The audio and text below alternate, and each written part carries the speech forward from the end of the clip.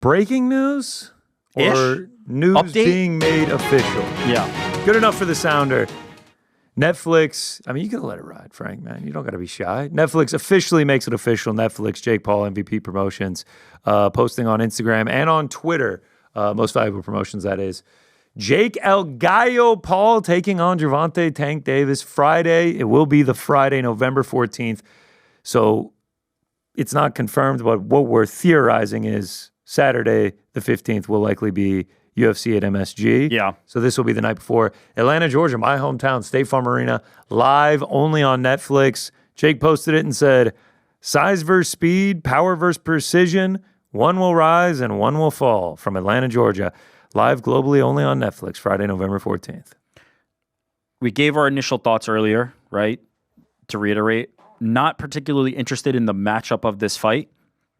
Some interesting new developments, though, right? All the reporting out of the Ring magazine was November 15th. It is, in fact, November 14th per Netflix. And no mention of exhibition, no mention of weight. So we kind of still have to see what is to come there. And by the way, like I feel like this was similar to the as I alluded to earlier, the Mike Tyson Jake Paul fight had similar kind of question marks around it. Like, is this going to be an exhibition or is this going to be an official fight? And you kind of go through the motions and go through the process of this. So I imagine that Jake Paul, Nikisa Badarian, and MVP are going through the process of trying to get this to be an official fight. And if not, they can still do this as an exhibition, no problem. What weight class they meet at is going to be very fascinating, right? Like, is Jake Paul going to try to get down lower in weight to make it more fair? Can they meet at a weight class, or would they just agree on what they're willing to fight at? Even if they meet at a weight class, let's just do the math, right? Even if they met at, I don't know, 190? No, I don't think Jake Paul can can't get up to 190. I don't think Jake Paul can get down to that. Thus, why I think it'll be an exhibition. No, Gervonta can get up to, okay, there's in MMA, for certain weight classes, you must be a minimum weight, right? You can't be within X percentage difference of your opponent. Yeah. There are some jurisdictions where I don't believe that is accurate, where that is true. I'm curious if Atlanta is one of them. We should try to look into that if we can. Maybe Jordan can look into that.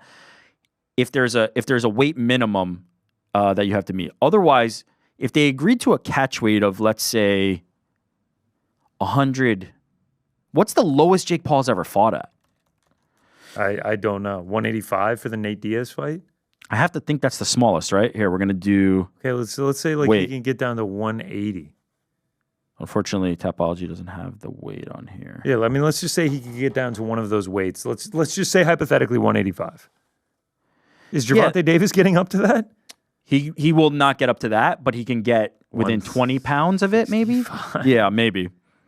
I mean, do you think it's a strategic move for them to put it in Atlanta because you think there's some sort of clause or some sort of loophole that they can get with the commission? Not even a clause or loophole, but just some commissions are like, you have to be within this. And some commissions don't have necessarily those same stringent policies. I have to, like they did with Texas, right?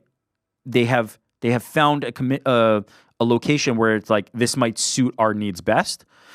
Again, though, does that make it more interesting to you? Like, does the idea that if Jake Paul had to lose some weight, would it be more interesting than if he just came in? If it was just like, he's going to be 200, he's going to be 150, let's just see where it's at. Nah, because then whatever Gervonta Davis weighs in at is what he's going to weigh in at fight night as well. Like, he's not going to cut any weight because he's going to be Jake's so big. Gonna be... He's going to be like, oh, Jake Paul weighed in at 183. And then we'll get the tweets afterward where it's like, on fight night, Jake Paul was 222 pounds in there.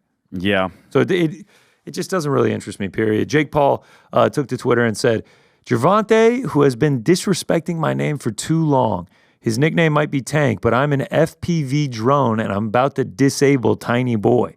Yes, he's one of the top pound-for-pound boxers in the world, but my motto is anyone, anytime, any place, against all odds. And I like my odds. First, I'm going to kill David. Then I will go on to slaughter Goliath.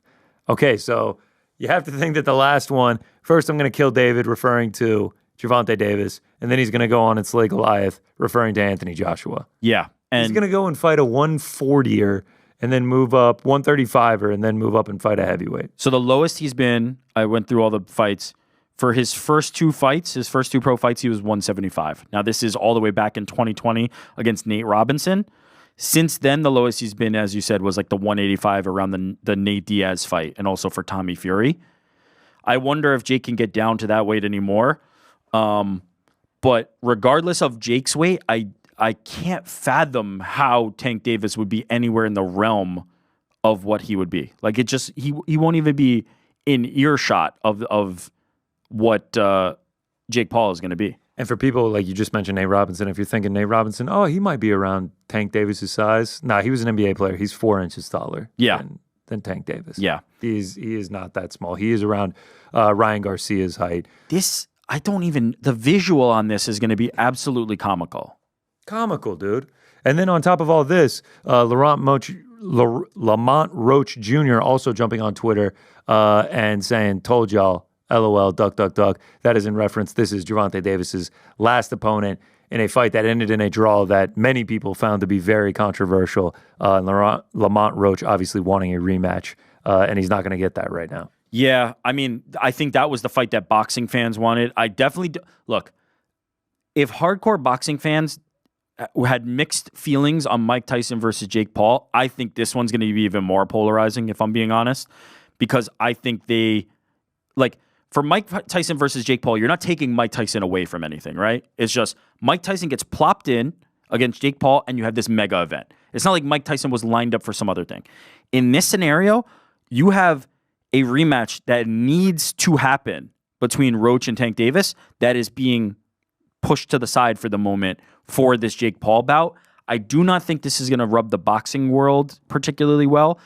For the casual audience, I do wonder if there's enough of a weird, like, freak showy, look at this big guy and look at this little guy, can the little guy do it scenario that could play out. But man, I just don't, like, from an athletic competition perspective, I just don't see how this is compelling.